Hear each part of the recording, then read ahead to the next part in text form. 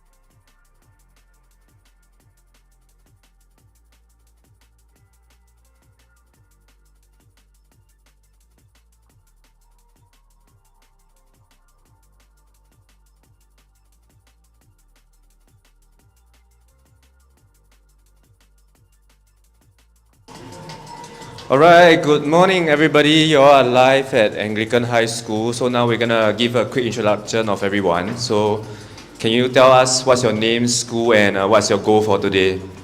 My name is Ong Jun Jae. I'm from Swimming Sec. My goal is to try my best and hopefully get podium. Alright, all the best. And next?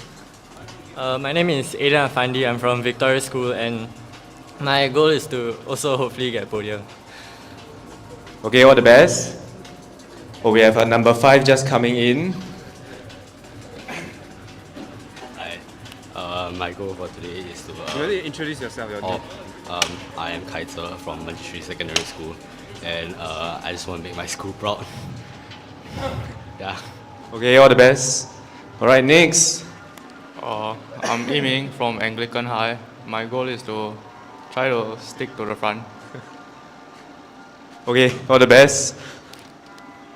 I'm Chi Hao from Maris Stella. My goal is to try to get top 5. Okay, alright, all the best. My name is Jonathan. I'm from Geylang Methodist, and try get top 5. Okay, all the best. My name is Keegan. I'm from Newtown Sec, and my goal is to gain new experience from this. So you're the ice skater. Alright, all the best.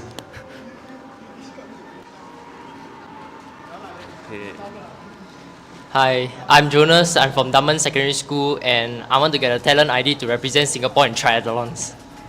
Alright, all the best. I'm Kian. I'm from River Valley High, and my goal is to share the podium with them. Okay, all the best. My name is Keith. I'm from Junior Sec. I'll trying to enter. I'll try to finish in top 8. Okay, all the best to you. Hi, my name is Joseph and I'm from Junior Sec. I want to have fun today and hopefully try to stay with Jackson because he's winning. Okay, all the best. Hi, I'm Darren from Anglican High. Try not get last. Yes. Okay, all the best. And now we have the guy who just managed to have his shoes delivered to him, Jackson, the winner of yesterday. Hi, I'm Jackson. I'm from St. Gabriel Secondary School. And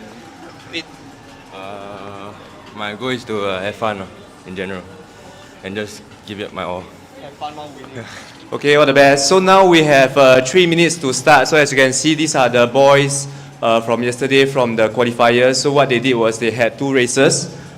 One is I think 2.7, the other is 3.5 km. And then the top 12 will qualify for today. So here they are today for the finals. And we'll be kicking off shortly in 2 minutes and 42 seconds.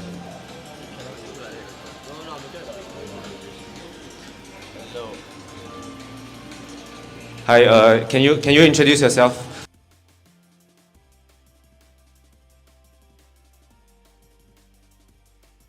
Stream soon, as we are starting a live stream, but we're going to start a commentary soon.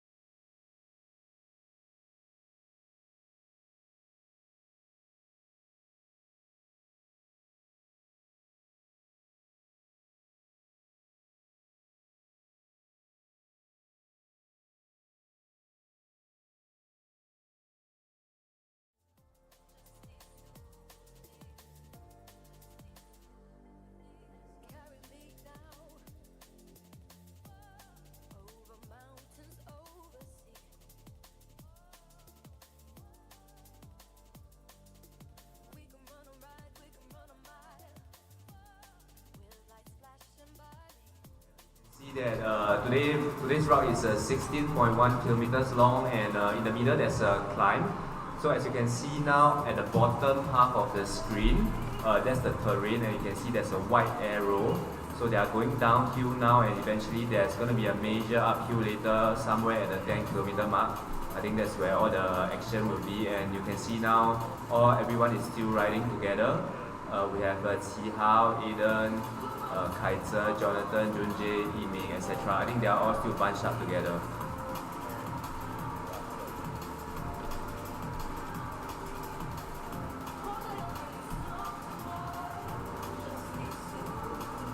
I think now today actually, I don't think you all can see us yet, but we have Adrian from Singapore Cycling Federation here doing the commentating. Adrian, would you like to say something?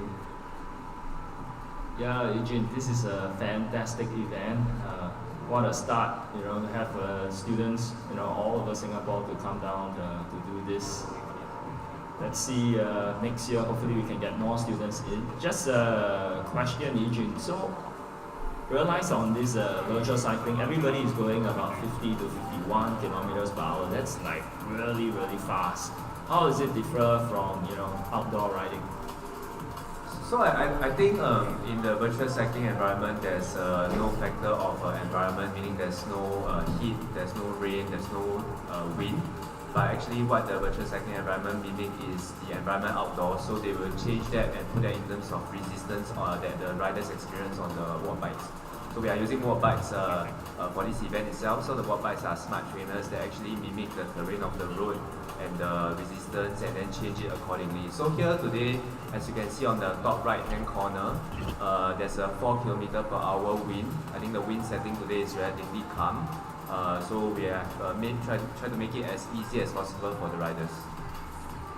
So this is by no means anyway easy, right? Because as what a coach or a sports scientist would say, the physiological cost of doing this indoor cycling is basically pretty similar as when you are riding outdoor.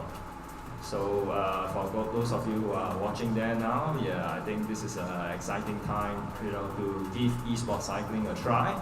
And Eugene, I heard that there's a coming national championship which is going to be held somewhere soon, and that's also going to be part of qualifying for the World Championship, right? Correct. Exactly. So the finals of the Singapore National Championship for esports cycling is actually on the 27th of September. But leading up to that, we will actually have 2 qualifiers, one on August 16th and one on August 23rd to actually select the riders that will enter into the finals. So it doesn't mean that you sign up for it and you are guaranteed a spot in the finals. No, you have to go through the same thing, qualifiers. And at the same time this year, what is interesting is that the qualifiers on August 16th and 23rd will serve as the qualifying selection rounds for 3 men and 3 women to actually represent Singapore in the 2025 UCI Esports Cycling World Championship semi-finals in October itself. So it's a really exciting time to see how virtual cycling has developed in Singapore. So for those of you folks who are out there, if you ever think about representing Singapore, I guess this is one of the opportunity, that you really get to wear a national jersey. Now, talking about national jersey, not every one of them can wear it, but interestingly in esports cycling, there's this thing called the virtual jersey. Maybe Eugene, you can just explain a bit of what this virtual jersey is about.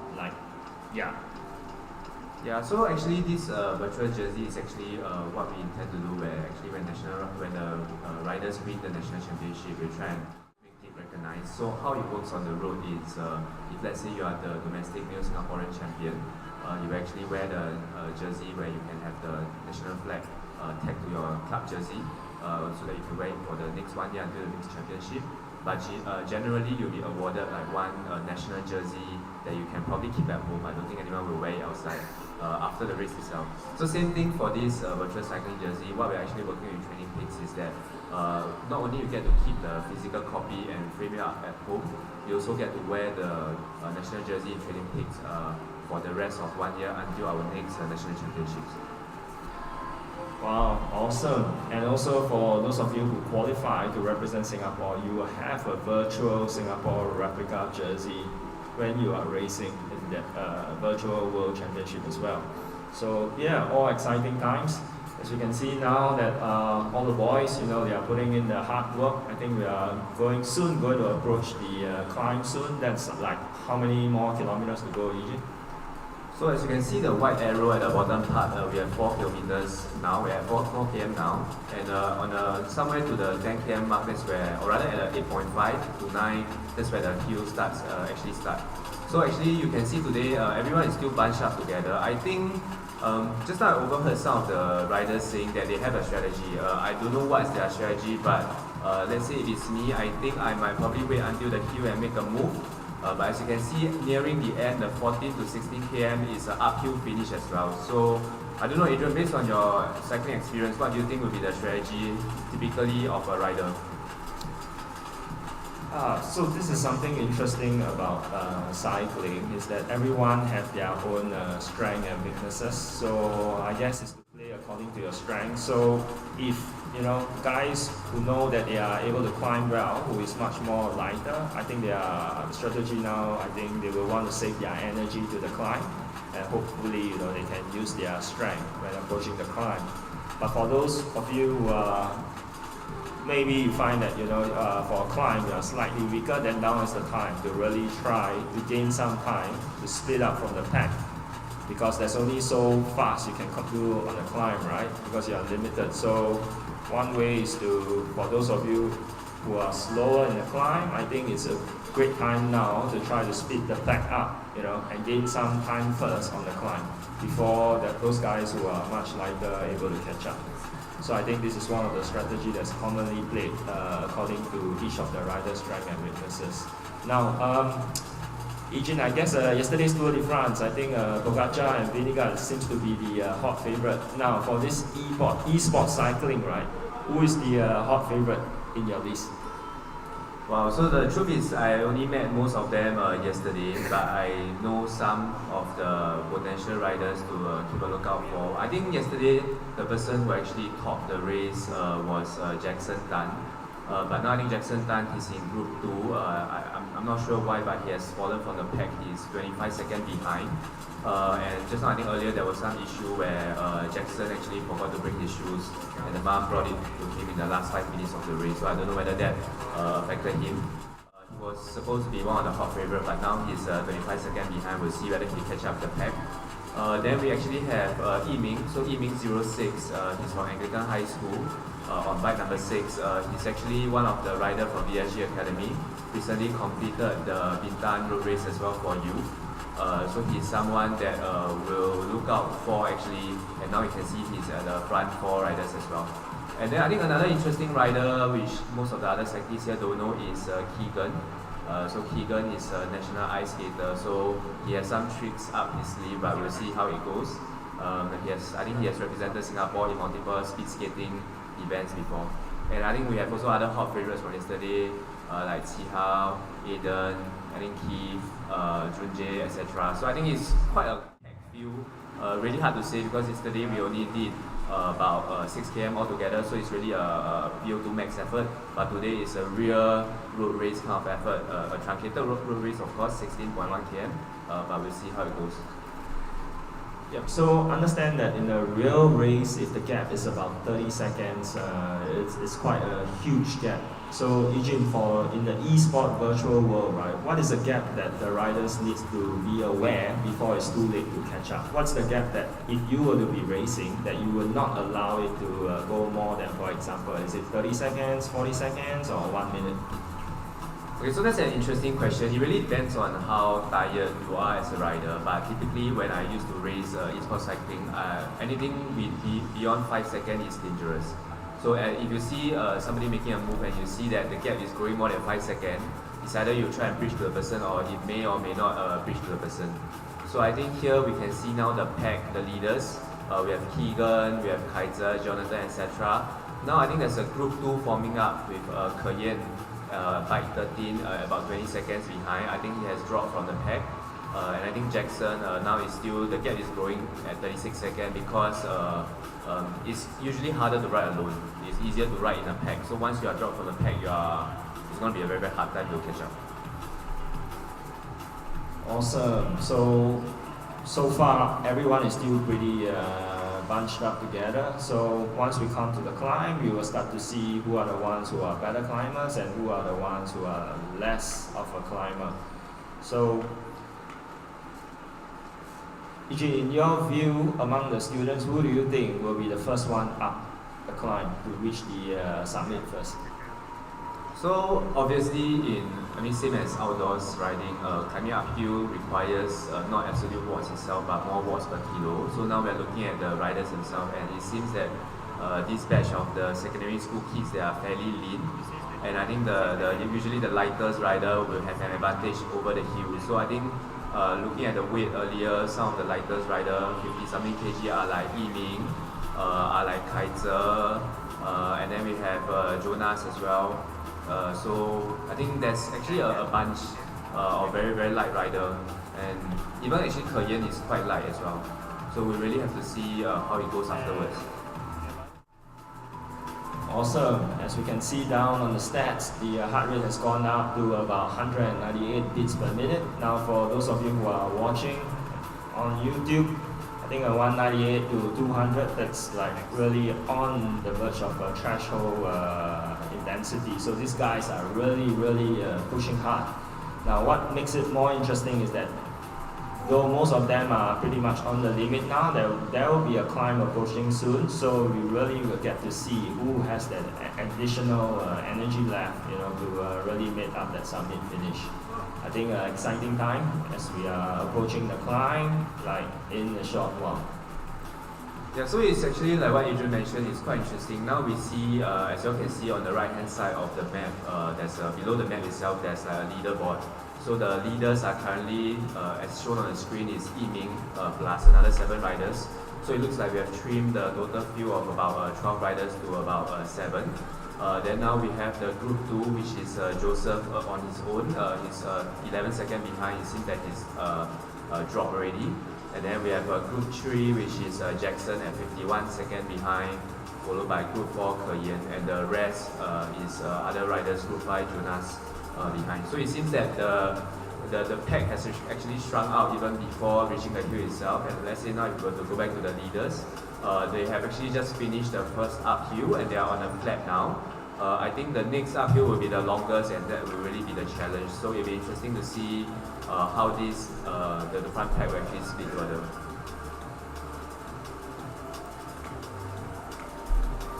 Okay, right in front of me are the boys. As you can see, some of their cadence are slightly dropping, so they are really pushing hard.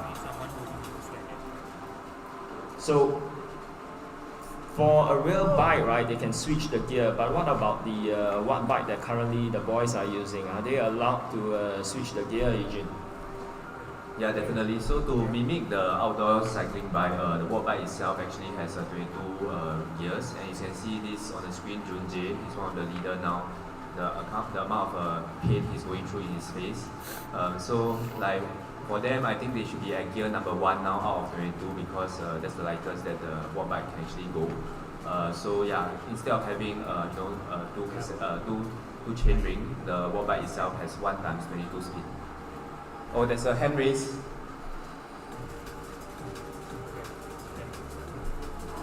Yeah, so I think there's a technical issue in the game itself, and they are resolving it.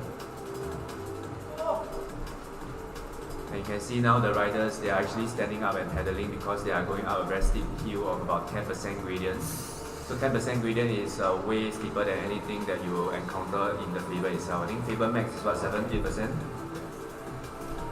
Yeah, that's right, Eugene. So as you can see, the cadence has really gone down from 90 to 100 all the way down to 75 or below.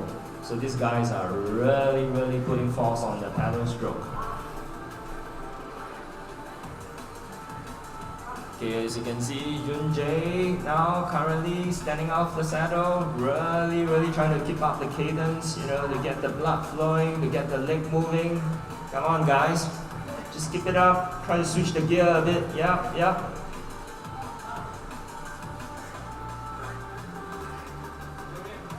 Okay, for those who are watching on the YouTube, so this is a great introduction to what cycling is about. Esports cycling really mimics the physiological demands that is required on a real world racing.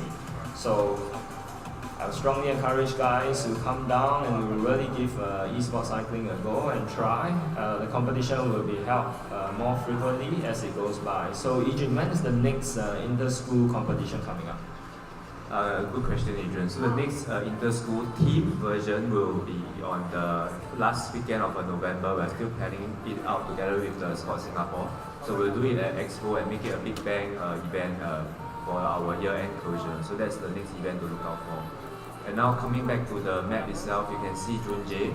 He's about 10 seconds now and he's the leader of the pack. Will Junjae be able to hold it in and bring the victory home? We will see. They are about to go over the crest. And we have number 2 now rider Keith, and then we have Kaiser in the 3rd place, followed by Qihao, Jonathan, and Yiming, Keegan, Aiden, Joseph, and Jackson. And now on the screen you are seeing this is actually Keyan. I think he was experiencing some technical issue earlier. And now we see the boys, they are actually grinding hard. And then I think most likely, Adrian, do you think Junjae will bring the victory home? Yeah, the gap. I guess in the esports cycling world, it's quite a big gap. So if Junjae, he managed to keep pedaling and putting pressure on the pedals, he just might be able to hold off the second pack. Well, 20 seconds is quite a distinct gap. Well, guys, if you are listening to this, do not allow Junjae to increase the gap by more than 20 seconds, guys. There's still chance. When you're going down slope, you really want to try to manage your pressure on the pedals. And on the flat, you give it a good blast to try to close up Junjae. Yeah, so now Junjae, as you can see on the map, together with Kaiser and Keith, they are heading for the downhill now. I think if Kaiser and Keith doesn't work together, I think Kaiser and Keith, you all should work together and try and catch Junjae. But if you let Junjae go now, I think that will be the end already. So hopefully we get to see some catching back, at the upslope finish later at this part of the race. And of course, in downhill, like the usual typical road race, weight here matters. So I think Junjae, he is definitely not the lightest rider here, so he has the advantage of the momentum that can bring him to the bottom of the slope as soon as possible. So as you can see, the gap is actually widening, even though he's not really pedaling. It's like 15 seconds and it's slowly growing now. Alright, Kaiser and Keith, if you are listening to this, both of you should work very closely together. Yijin, and this virtual environment, there's the drafting effect, right? Yes, correct. So in the top right hand corner, just on top of the map, you can see beside the gradient, there's a draft. So if the draft bar is gray, means you're not drafting. But if the draft bar is filled, it becomes blue color, and you can see how much this rider Kaiser is getting, I think, closer to Keith. So when there's a draft effect involved, then there'll be the blue color bar will slowly start to fill up the draft bar. Right, Junjae currently is sitting 14 seconds in front of second pack, which consists of Kaiser and Keith. And 18 seconds more down, we have Chi Hao and Jonathan. Now Kaiser and Keith, I think you guys should take turns and really give a hard dig, and empty out to try to close the gap on Junjae. If not, first position most likely is going to go into Junjae. Come on guys, 12 seconds now, the gap has dropped down to 12 seconds. Guys, you really got to dig in hard. Remember, the race is now, not the finish line. Come on guys, push it, dig in, dig in. Exactly. And now if you let Junjae go now, I think that will be the end of the race. And I think maybe we can get the room cam to see Junjae and then see how is his face doing. Let's bring the room cam to bike number 3. And then you can actually see the pain of the rider that is showing now in the face. And this is Junjae. So as you can see, yes, I think he is in a lot of pain. He's breathing through his mouth. That's Junjae on the sleeve for you. So he's going deep, going very hard. And then can we slowly pan to Kaiser, number 5. And Kaiser is now 9 seconds behind Junjae. And then at bike 5 we have Kaiser. And as you can see from the screen, Kaiser has his hand on his body. I'm not sure what that means, but he's looking well. And he mentioned actually yesterday he had a slight fever, but he's still fit to race and he's actually doing very well. Just 9 seconds behind. And let's go to Keith, number 12 behind, and then see how it goes.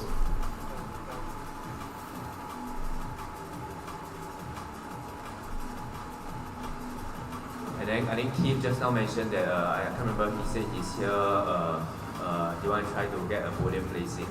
I think it looks like he's going to have one. So as you can see here, Keith's still taking it easy. Yeah, he looks like he's still breathing through the nose. So that's Keith for you.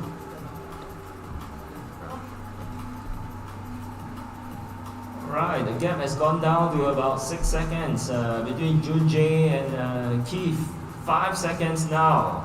Okay guys, Keith, you should just try to bridge it up now and work together with Junjae to hold off the rest of the pack, and it's a 1-2 finish.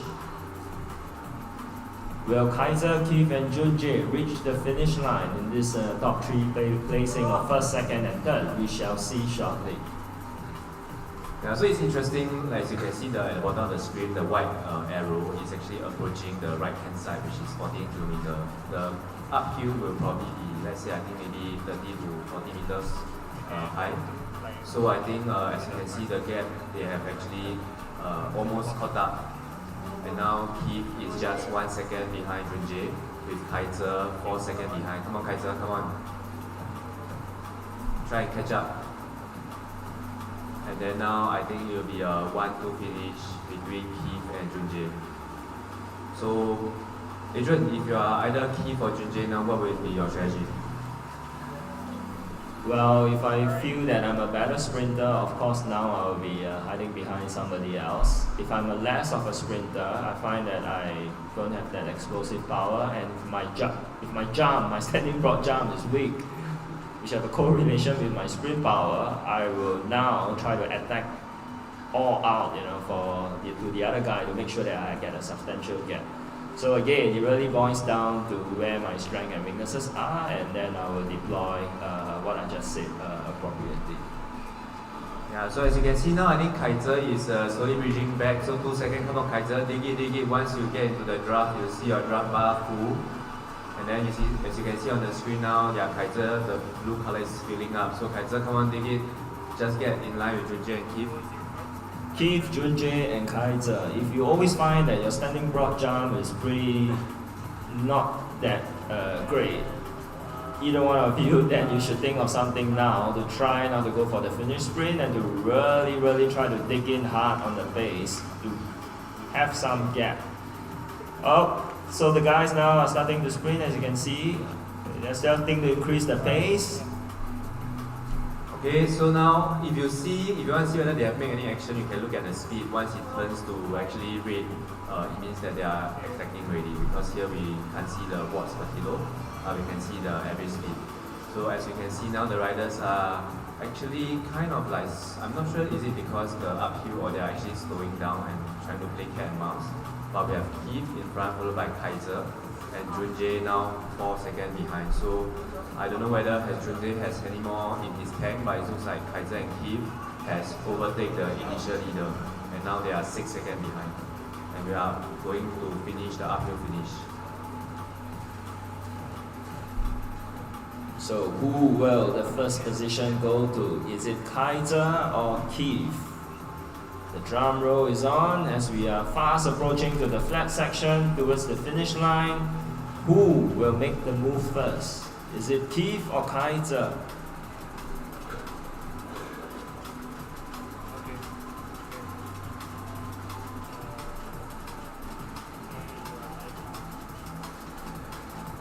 There's a gap now between Keith and Kaiser. It's about 7 seconds.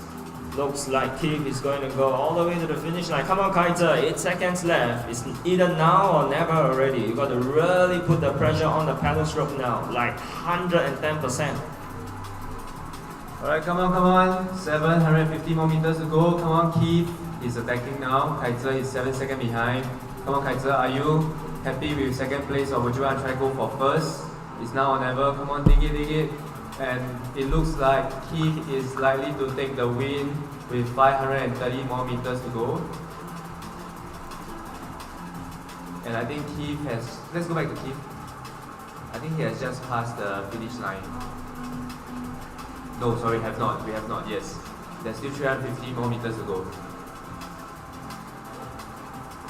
And it looks like they will go one round around the velodrome before they finish under the finishing banner. Right, so the position is already kind of fixed. We know that Keith is going to get first. Who will get second and third? Is it Kaiser or Junjae? Who will be the one who gets second and third? Alright, so Keith has now passed the finish line. Congrats to our champion for the D division, Keith. And now we're looking at Kaiser and Junjae for the second and third place. And it looks like, I think Kaiser and Junjae has finished as well. As you can see on the left, Kaiser is 3 seconds ahead of Junjae. Kaiser takes second for the day, and Junjae is third in the race. Okay, come on, the 4th and 5th place, there's still a cash money, so fight for the cash money. And there's still the podium, the medal, so the podium has 4th and 5th place. So 4th place we have Qi Hao, bike number 7. And 5th place we have Aiden. Right, well done. And now we have the riders coming in. Number 6, Jonathan. And number 7, Yiming. And then as the rest of the riders come in, stay around because we'll be having the podium ceremony soon and it will be the live stream as well. So just hang around, and as we see the rest of the riders are slowly coming in. I go prepare. I go prepare the podium.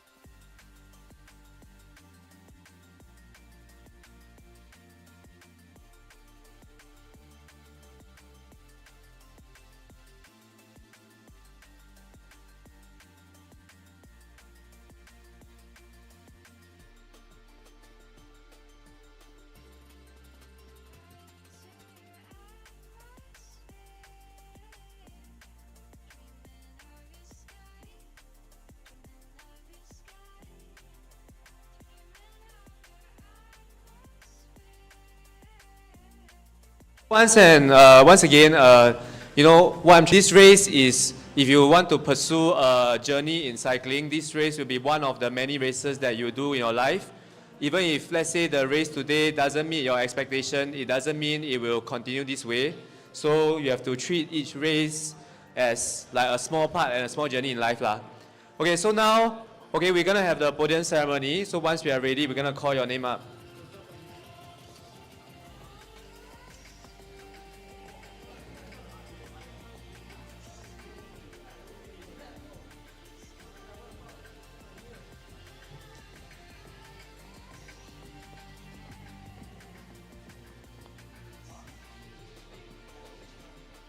Fifth place, it's just the fifth place. Fifth. Yeah.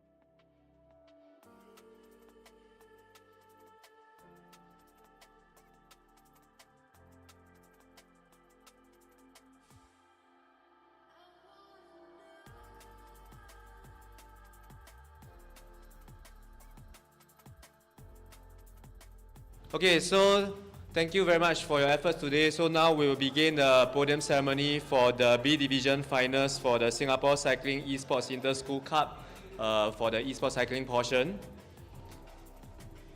Okay, so now for the fifth place. Okay, we will have Aiden from Victoria School. Give a round of applause for Aiden.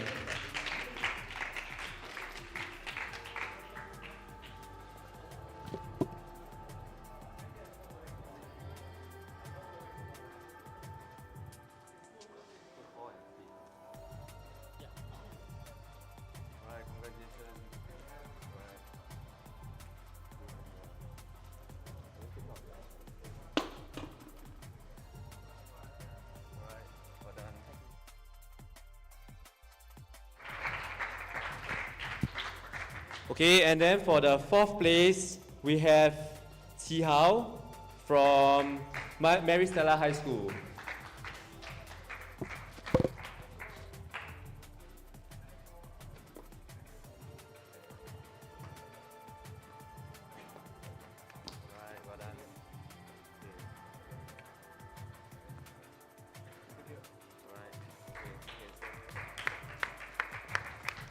Okay, and then for the third place, we actually have, let me see, sorry, because it's a different screen. We have Jun Jae from Singmin Secondary School. Okay, well done, Jun Jae. It was a valiant effort at the start.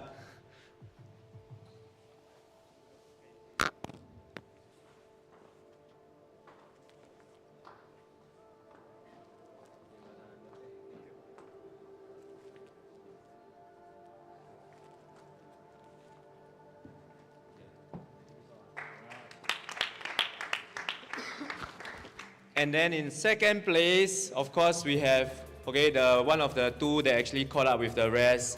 Okay, we have Kaiser. All right, Kaiser is from Manjushri Secondary School.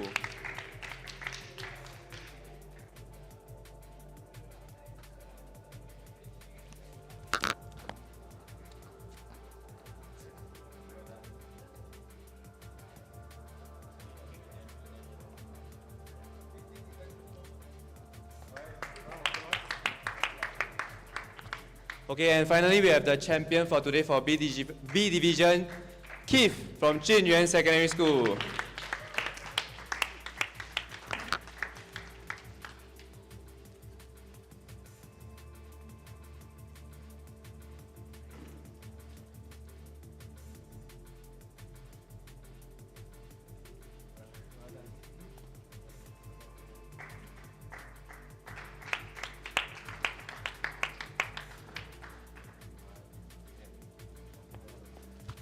Alright, once again give a round of applause to the winners of this B Division Inter-School Cup 2025.